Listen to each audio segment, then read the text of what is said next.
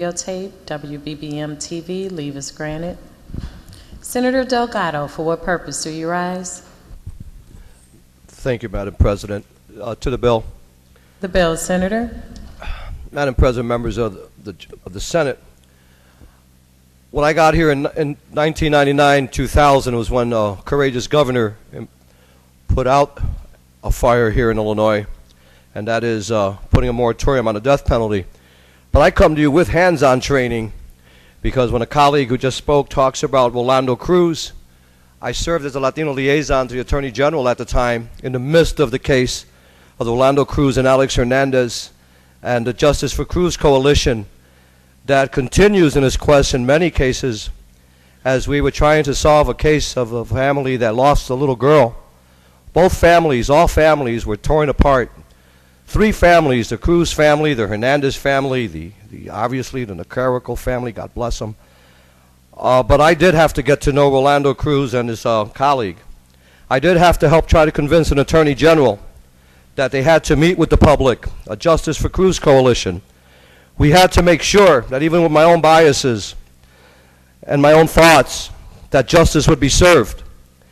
That attorney general depended on my opinion. Matter of fact, he wanted to run for governor on the fact that they were going to kill two innocent men.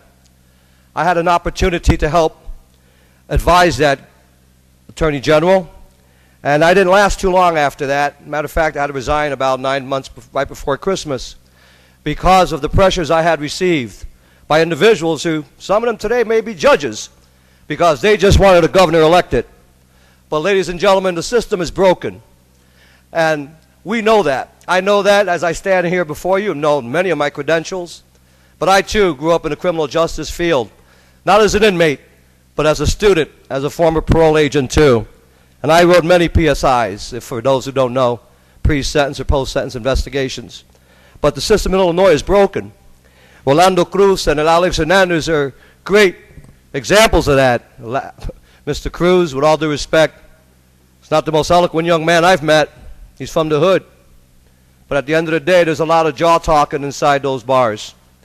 And yeah, I've been in every prison in this state, along with many of you visiting. But I've been in this debate. I got here after I left the Attorney General, got to the House of Representatives. And I got to sit on the Prison Reform Committee. A couple of my colleagues are here now as senators. And the chairman is now the sheriff of Cook County. We got to debate the moratorium. We got to continue to find ways to try to solve our crisis within families, economic crisis, dysfunctional crisis, mental health crisis, trying to get to the gist of what is wrong with our families. What makes us a sicker society that would take a life of another? But heck, we know the system's broken. We know that, in my opinion, death is too good for some folks who are those cop killers, because all they're going to do is not have to pay any bills, not have to pick up any snow, not have to deal with the nitty-gritty of every day here on this planet called Earth. Why give them such a free ride when they sometimes should just sit there and dwell? Because that was the Quaker concept of the penitentiary. Because the word penance is in there, isn't it? Because you went and paid your penance. And you paid the cost in society, and that's why they're called penitentiaries. And that was a Quaker term.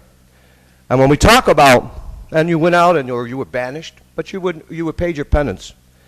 We know the system is broken. And it took a courageous governor, not a General Assembly. We tried, because I was the chief sponsor of this bill once upon a time. And I've been looking for something to motivate me, Madam President, to get up to get down, if you will.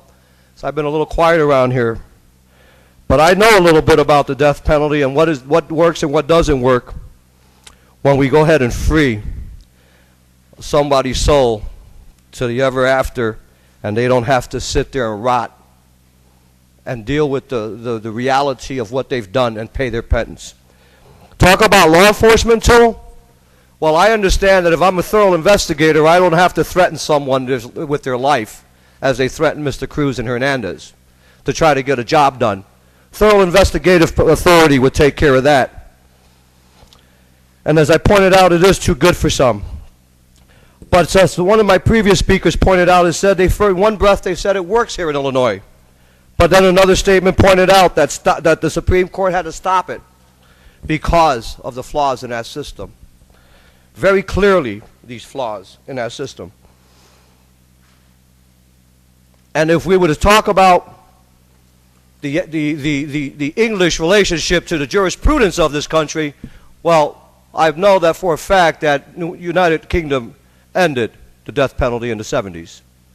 So much for our past jurisprudence histories, just like a higher and lower chamber sometimes. But at the end of the day, the system continues to be broken. We're putting innocent people to a point that we as humans cannot make this decision. Maybe someday, with the DNA and the science and everywhere we're marching to, maybe not in my day, maybe not in my tenure, but then maybe we can readdress this.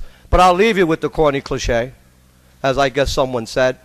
If we were to continue to go an eye for an eye and a tooth for a tooth, we'd be a blind and toothless society. So let's think about what we're doing and understanding that Illinois is not at this point ready to implement such a permanent situation for our inability to deal with the societal problems we have in our communities. And that's right, it's not geographical. It continues to sit with the scales of justice that continues to peak.